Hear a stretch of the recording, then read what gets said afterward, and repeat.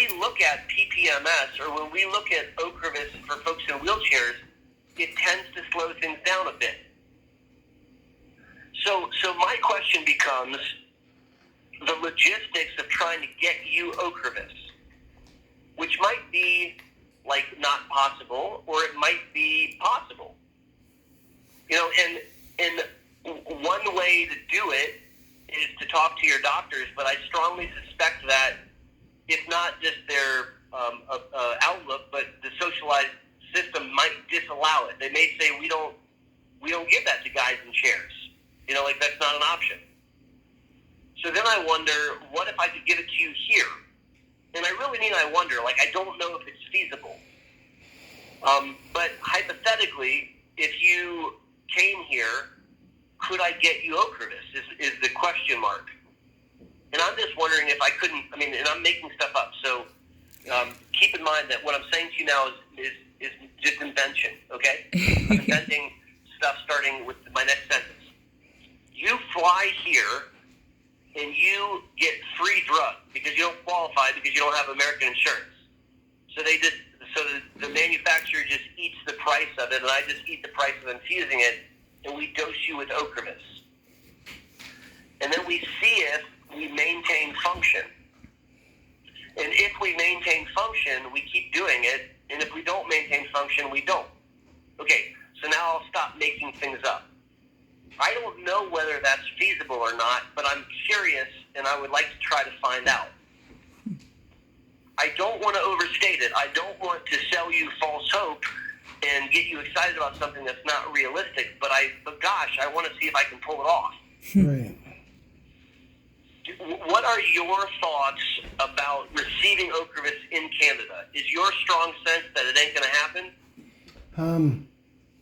I'm really hoping my doctor shows up here soon, because maybe if she hears from your point of view, maybe she'll be able to help advocate for me. Okay. I mean, it's, you know, the way I look at it is it's just money. And I say that tongue in cheek, you know, it's just money. Mm-hmm. And if we were willing to spend a little money, we could find out if it maintains your hand function. Right. And if it doesn't maintain your hand function, well, then you don't want it. I mean, you don't want to take a medicine that doesn't help you. Right. But if it does help you, then that would be like a really, really big deal. Okay. That brings me to a quick question is, I don't know this for sure here in Canada, and maybe you don't know either, but does your GP, are they allowed to not administer, but prescribe something like that? Like Ocrevus? So there, at least in the United States, you don't have to be a special kind of doctor to administer the medicine. Okay, because maybe then we have a better bet, because his GP really is on board with trying to help him, whereas his neurologist and the other specialists seem to kind of be like, we can't help you. Yeah. I think at the risk of saying a negative thing, I think sometimes neurologists, and this is not a Canadian comment, this is like a neurologist general comment, Right. are very boxy thinkers. And they really don't think beyond, well, the rules say no, so then that's all I'm thinking about. You know, and they don't think about the fact that, you know, Chad is a human being who would like to, you know, and he's young, and he wants to maintain function as long as he can. Exactly. And so, I guess, if I summarized a couple thoughts, you have really, really shitty MS. And that's not your fault.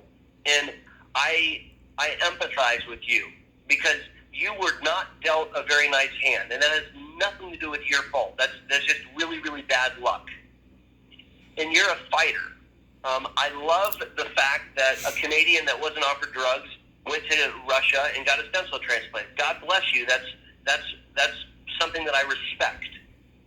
Now, the fact that it didn't work is sad to me, but I respect the fact that you tried, because honestly, I probably would have done that. I don't say that very often. Now, you know, you have dealt with, you have a home situation which is really pretty solid. You know, I want to commend you on that because I doubt it happened by chance. I bet it happened because of a lot of demanding hard work. Mm-hmm. And so I want to commend you on that. You know, I said that I wanted to divide my thoughts into three. And my thought as it relates to disease modification is it's worthwhile to find out whether or not you could respond to rituximab or Ocrevus. Those are B-cell killers, and they're not going to make you walk, but they might slow the loss of your hand function. And gosh darn it, that's really, really important. Like, really important. It's very important, yeah. You know, and what I would envision is, if you know, are you familiar with that 9-hole peg test thing? Like where you pick up pegs? Yeah, very much. Are you able to pick up pegs with your right hand, or is the hand too affected? The last time I tried, I think I did 2 and then quit. Okay, so even that tool, even that test, if we did it first thing in the morning at your very, very best, Right. and even if the first trial was, okay, I could do 2 pegs and I couldn't pick up any more, fine. That is a objective metric that we can use, right? I mean, Right. and one could hypothesize that you could do that test. You could do a single-digit modality test, which is a cognitive test. There's other kinds out there. And those 2 tests could be the measures that we do to assess if Ocrevus is working. I would be looking at your right hand. I would be looking at your thinking and memory. I'd be looking at your energy levels based on, you know, like the testing that you can do where you answer questions. And then I would be looking at your swallowing and your bladder. Those would be the things that I would want to look at. And if we measured them, gave you Ocrevus or Rituxan, and then continued to measure them, we could see at a year or at 2 years, hey, look, it's done nothing. You know, the decline has been precipitous, and we would say, okay, well, we tried, but that didn't help.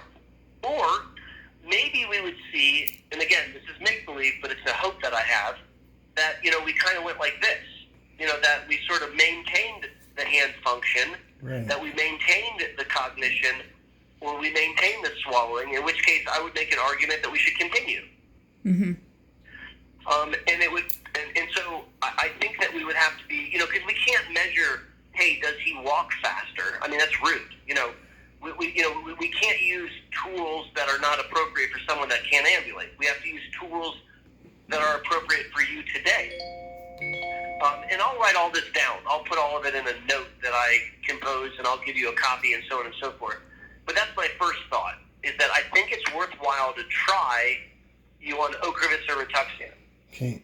And yes, I know it's not approved by the governing bodies, but I don't care. I mean, you're a human being, and you're losing function, and I think it's fair to try. So that's my first thought. Okay. My second thought has to deal with symptoms. And I want to talk about the swallowing in specific. Have you ever been talked to about getting a peg tube? Which, sorry, I don't think so. Okay. A peg tube or a feeding tube or a G tube or a J tube. So I'm going to talk to you about it briefly just so you hear about it. Right? Right now, when you get tired, it's a scary thing to eat. And when you're not tired, it's not scary. That's right. Which means, and there's been at least one instance where you really had trouble and they had to admit you because it wasn't safe to swallow. That's right. So if you had a peg tube, is this a, hello? Hello, Dee. This is Maria. She's I'm gonna my let you have my tea. Hi, nice to meet you, Dr. Boster. It's a pleasure to meet you. I feel very guilty that I'm not wearing a mask. You sit there. I almost feel like I should throw one on. No. And Doctor, tell me your name again. I apologize to you. I didn't catch you. It's Maria Muller. Maria? Yeah. Hi, Maria. I'm Aaron. It's very, very nice to meet with you. You know, I've been given a gift today of having an opportunity to meet Chad and his significant other. And so we've been talking for the last hour or so, maybe a little less. Would it be okay with you if I summarize some of my thoughts? That would be great. I'm so sorry I couldn't be here earlier. It's no problem. I'm going to write a proper note